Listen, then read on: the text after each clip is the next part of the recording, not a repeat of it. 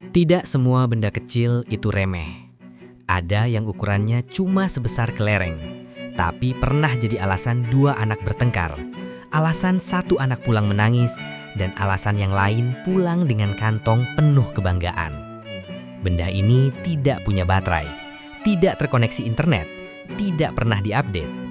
Tapi anehnya, ia bertahan ribuan tahun. Dipakai anak Mesir kuno, dimainkan di jalanan Romawi, diperebutkan di tanah lapang Asia. Pertanyaannya bukan bagaimana cara memainkannya. Pertanyaannya, kenapa manusia tidak pernah benar-benar berhenti memainkannya? Inilah kisah tentang sebuah bola kecil yang diam-diam membentuk cara manusia belajar menang, belajar kalah, dan belajar menjadi manusia. Sebelum manusia mengenal kata permainan, mereka sudah mengenal bentuk bulat, batu yang terkikis air, biji buah yang mengeras, kerikil sungai yang licin karena waktu. Di situs-situs prasejarah, arkeolog menemukan bola-bola kecil dari batu, terlalu kecil untuk senjata, terlalu halus untuk alat. Diduga, ini adalah mainan paling purba manusia. Di Mesir kuno, anak-anak bangsawan dimakamkan bersama bola kecil dari batu semi mulia, bukan sebagai senjata, bukan sebagai alat kerja, tapi sebagai benda yang menemani masa kecil mereka. Artinya jelas, bahkan di peradaban awal, manusia sudah memahami satu hal: bermain adalah bagian dari hidup, dan kelereng adalah salah satu bentuk paling awal dari itu. Di Yunani dan Romawi kuno, permainan menggunakan bola kecil sudah dikenal luas, bukan dari kaca, bukan dari marmer, tapi dari kenari.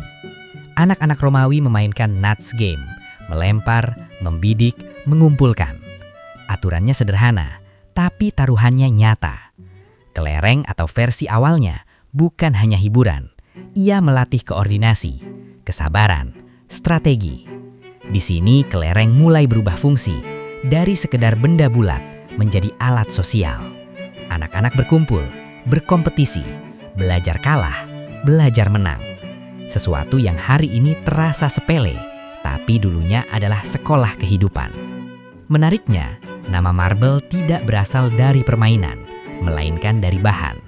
Di Eropa abad ke-17 dan 18, bola permainan mulai dibuat dari marmer sungguhan. Dipahat, dipoles, dibulatkan dengan tangan.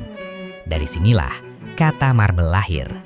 Ironisnya, hari ini sebagian besar kelereng tidak lagi terbuat dari marmer, tapi namanya tetap hidup. Ini bukan soal bahan, ini soal ingatan kolektif. Seperti banyak hal lain dalam sejarah manusia, nama sering bertahan, bahkan ketika bentuknya berubah. Perubahan besar terjadi di abad 19, di Jerman. Seorang pengrajin kaca menemukan cara untuk memotong kaca cair menjadi bola kecil dengan cepat. Lahir alat bernama marble scissors. Untuk pertama kalinya, kelereng bisa dibuat dalam jumlah besar. Lalu Amerika masuk ke cerita. Mesin otomatis diciptakan, produksi meningkat, harga turun. Kelereng yang dulu langka menjadi mainan rakyat. Dan di dalam kaca bening itu, manusia mulai bereksperimen. Warna diputar, garis dipelintir, gelembung udara dibiarkan terjebak. Setiap kelereng menjadi unik. Tidak ada dua kelereng yang benar-benar sama. Dan mungkin itulah bagian dari daya tariknya. Di banyak tempat, kelereng dimainkan di tanah. Lingkaran digambar, jarak diukur, giliran ditentukan. Aturannya bisa berbeda, tapi esensinya sama. Satu tembakan, satu konsekuensi. Di Indonesia, kelereng bukan sekedar main. Ia bisa jadi mata uang, bisa jadi alat taruhan, bisa jadi pemicu konflik kecil yang besoknya sudah lupa. Menang berarti pulang dengan kantong penuh. Kalah berarti belajar menerima. Tanpa disadari, kelereng mengajarkan nilai yang hari ini justru sering hilang, fair play.